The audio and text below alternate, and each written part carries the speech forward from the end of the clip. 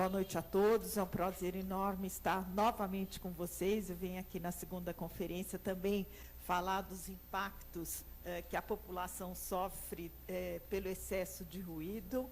E agradeço o convite do vereador André Matarazzo, o vereador Gilberto Natalini, a Câmara Municipal, aos patrocinadores. E a questão é como estamos avançando. E antes de falar um pouco sobre o tema, eu gostaria de passar um vídeo para vocês, feito pelo Tom Green, que é morador da Vila Madalena, a região também onde eu moro, e que apresenta um pouquinho de como as coisas funcionam na vida real. Amor daquela vez como se fosse a última. Beijou sua mulher como se fosse a última. E cada filho seu como se fosse o único. E atravessou a rua com seu passo tímido. Subiu a construção como se fosse máquina. Perdeu no patamar 4 paredes sólidas. Jogo de tijolo, um desenho mágico. Seus olhos embotados de cimento e lágrimas. Sentou pra descansar como se fosse sábado.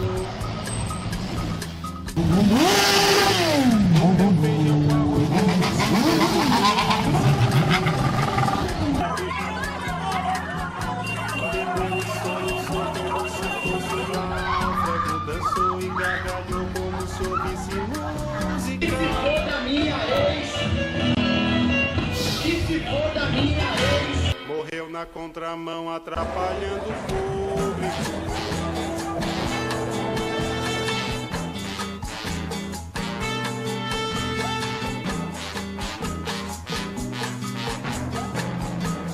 Amou daquela vez como se fosse mágico. Beijou sua mulher como se fosse nós.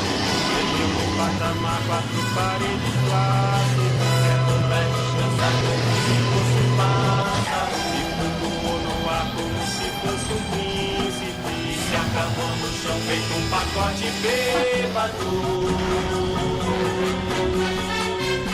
Morreu na contramão, atrapalhando o sábado.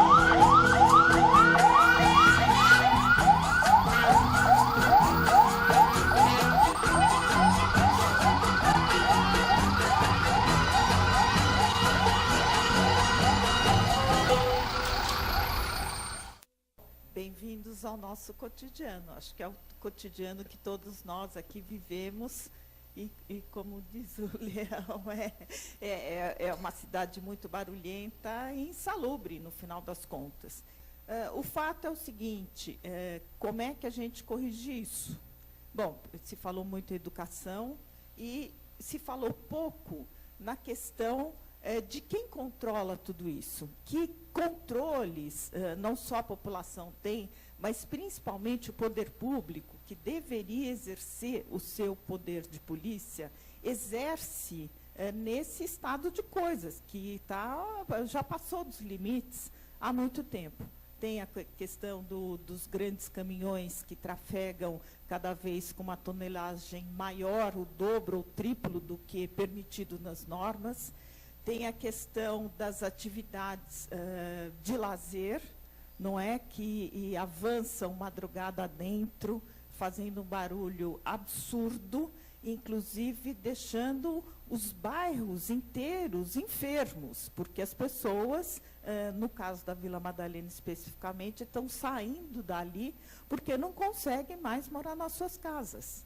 Porque o poder de polícia, no caso da prefeitura, ele simplesmente não existe, ele não controla coisa nenhuma. Infelizmente, o brasileiro é muito passível em relação às coisas mal feitas e a transgressão contumaz do próprio poder público ao exercer o seu poder de polícia e controlar. Isso aqui é só para também dar uma introduzida a respeito do que acontece com a poluição sonora. Muita gente acha que não se morre de exposição à poluição sonora, mas se morre sim, tá? Esse aqui é um gráfico da Organização Mundial da Saúde de 2002, que mostra o caminho até uma morte causada por excesso de ruído. E aqui, justamente quando a gente fala de que os planos de ação são realmente o cerne da questão. O que fazer a respeito do ruído?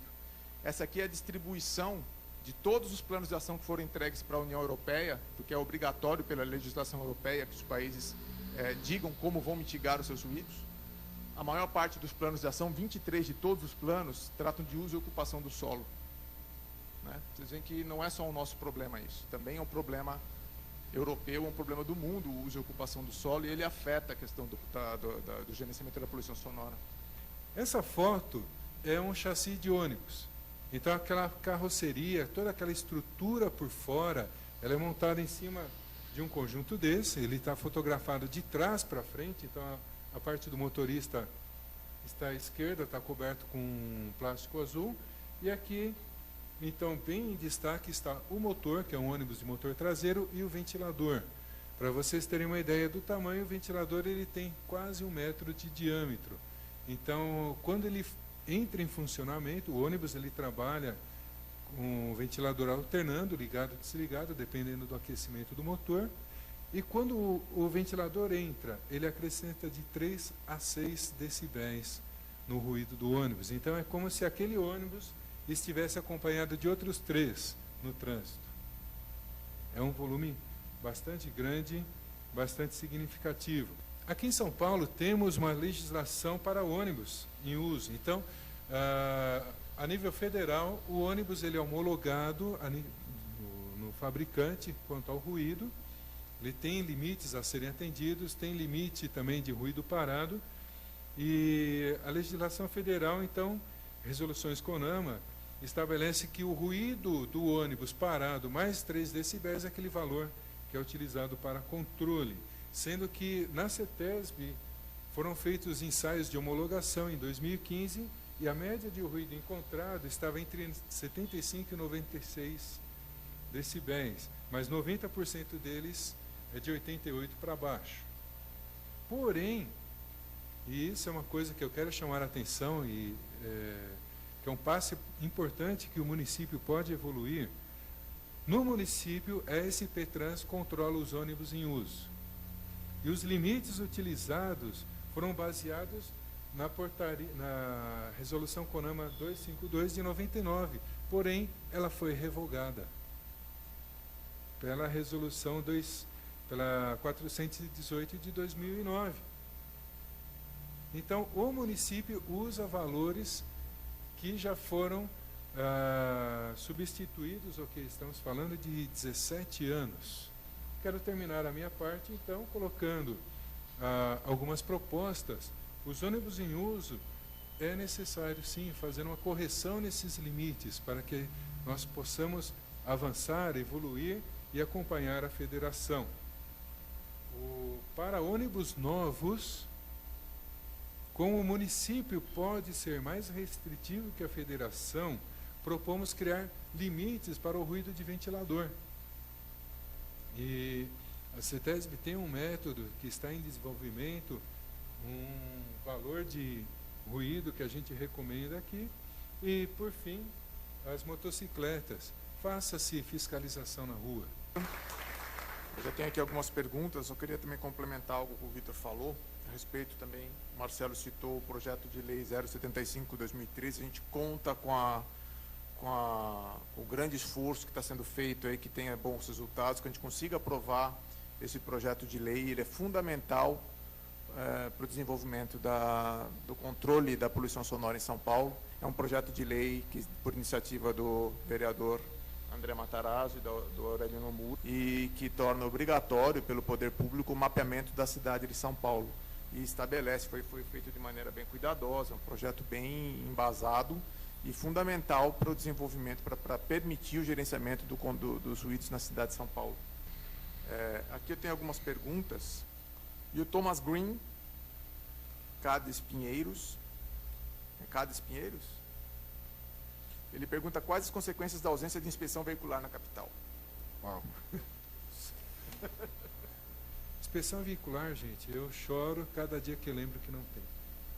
E foi uma pena porque ela estava e ia ser incluído, né, o ruído, Pois mas é. aí ela caiu bem na hora que ia ser incluído a questão É. da inspeção do ruído.